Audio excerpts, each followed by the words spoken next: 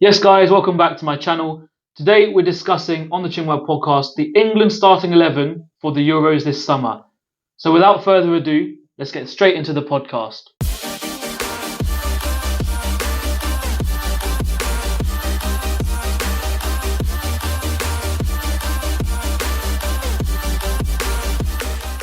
So in goal, I think there should be no questions about who's going to be in goal for England this summer. I think it should be Jordan Pickford. Yep, 100%. He's never let England down, I don't think. He's always been reliable. You can question his Everton form sometimes, but he has always been the guy for Southgate and for England. So, yeah, no issues with that for me. So I think Southgate will pick him. We'll both pick him if we were the England manager as well. But this podcast is more about what we will do rather than Southgate would do, because I think he should be sacked anyway, so he shouldn't be the manager.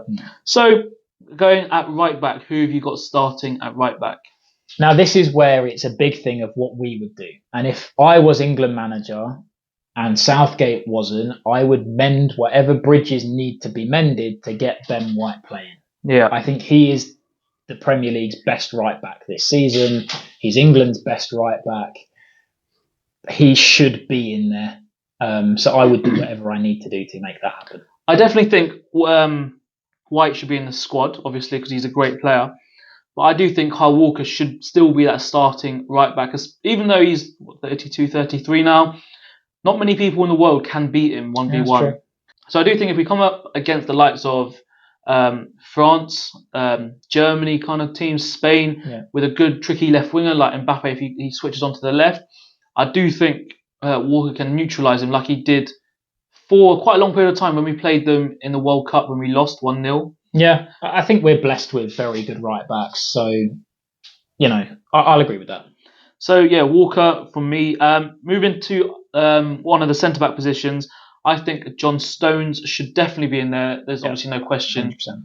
Because he can come into midfield as well. He's just solid. No, he doesn't really make any mistakes anymore like he did when he was younger. He's more experienced, obviously, now under Pep.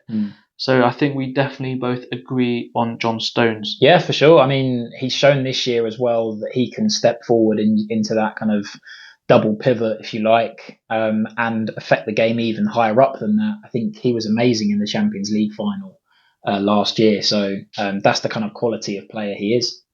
I think so. For the next centre-back position, there's been a lot of talk with obviously Maguire, but I'm going to go with someone different. I'm going to go with someone that's never scored a senior goal, and that is Joe Gomez. I do think he's played well this season. He's been moved around from sometimes at right back to left back. Obviously, his best position is centre-back, and I think him and Stones together will make a really good partnership because they're both quick. Stones can read the game as well as Gomez. Obviously more experienced, but I think that time that will come as he's playing for a good side like Liverpool. Yeah, I mean, it's not a terrible shout. I just think that with Gomez, because as you say, he's been moved left back, centre back, right back. He even played a few games at defensive midfield for Liverpool this year. He's not really been able to get a consistent run of games in his favoured position, which going into such a huge tournament for England, because I think we really should be winning it. That really needs to be the goal. I would stick with Maguire. I think very similar to Pickford. He's never let England down. He's always been very, very consistent. And I think the way that we want to play in possession of the ball, we will end up essentially having a back three. And him in the middle of that back three, I don't think there are many better central centre-backs on the international scene. I think at Man United as well, I think he's had quite a good season. At the back for Man United, but obviously United have not had a good season at all, scraping into the top 6. Maguire has performed well, so I'm a bit torn between who should start, whether it's Maguire or Gomez, but obviously both of them are good shouts, and I think both of them do deserve to be in the squad come the summer. So left back, I have gone for Ben Chilwell. In the 2 friendlies England played recently, Ben Chilwell hadn't played that well. He played pretty shockingly, to be fair. He was awful, yeah. But for Chelsea this season, I think he's not been too bad. Luke Shaw has, again, had a lot of injuries this year, which should play a role into the thinking of who's going to start at the Euros. So who can you rely on? Yeah. I mean, I think for me, you probably end up taking both of them, but I would start Luke Shaw. I think he is the better player. He's certainly better defensively. And I think this year Chilwell's been very inconsistent.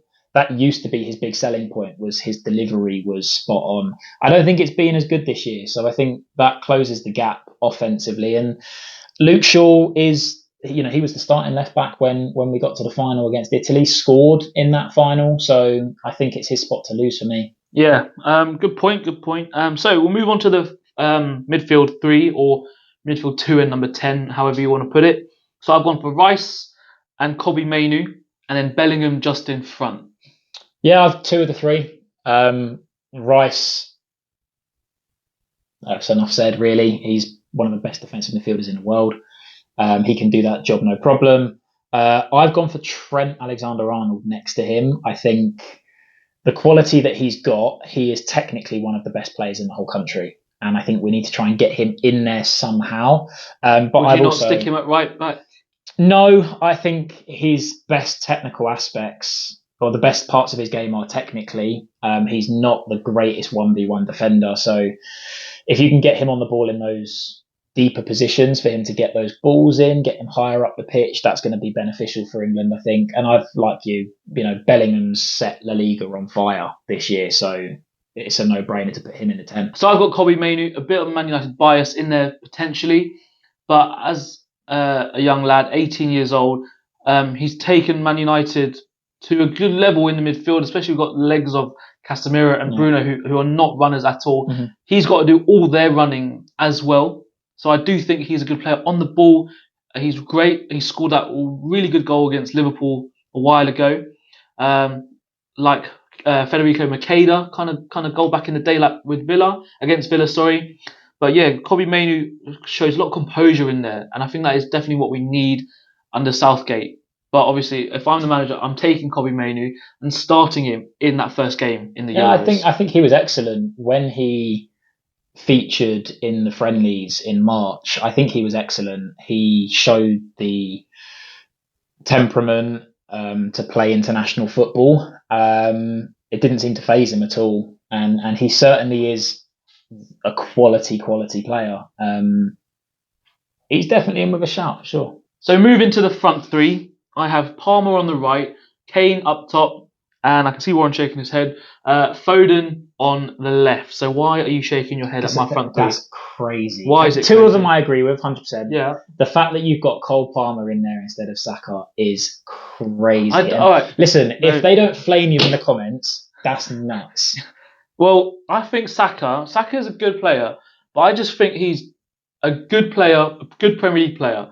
When he gets to the international stage, I feel he looks a bit lost, like on the right wing. Palmer is that kind of player that can receive the ball to feet. I'm not saying Saka can't, but Palmer, in my opinion, is a better dribbler than Saka. Saka's more push and run, try and get to the ball and cut back, cross it, or cut in and just shoot.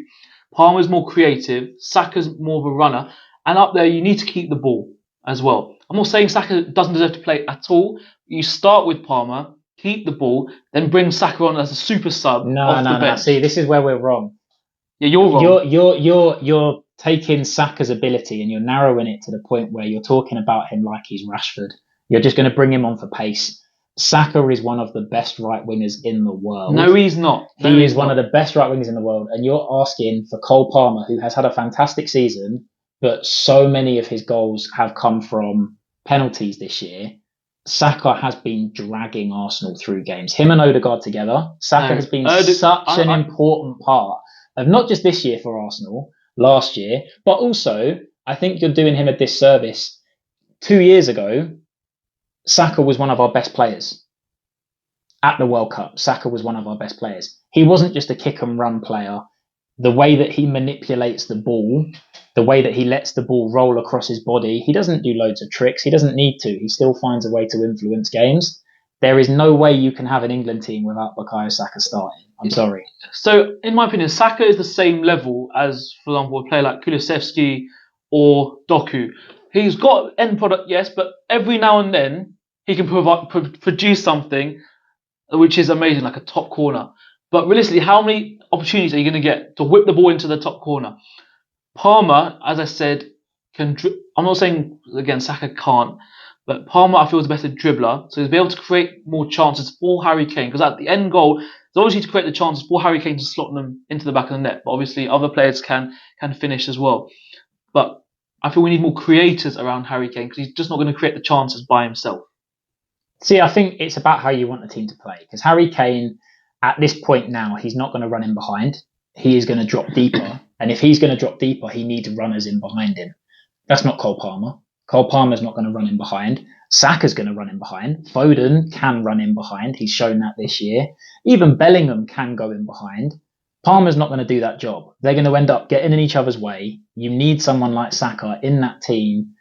He is the guy. He is the guy to play in that right position. Cole Palmer 100% should be in with a shout of the squad, for sure. He's had a great year. With the squad, he should be starting. No. That's not happening. Well, they'll tell you. These guys will tell you. Maybe not. You might agree with me, you might agree with Warren, but we're not going to come to an agreement. So that brings us then to the end of the podcast. Let me know down in the comments below what your opinion is. If you did enjoy that podcast, don't forget to like, comment and subscribe. And don't forget, I'll see you later for more.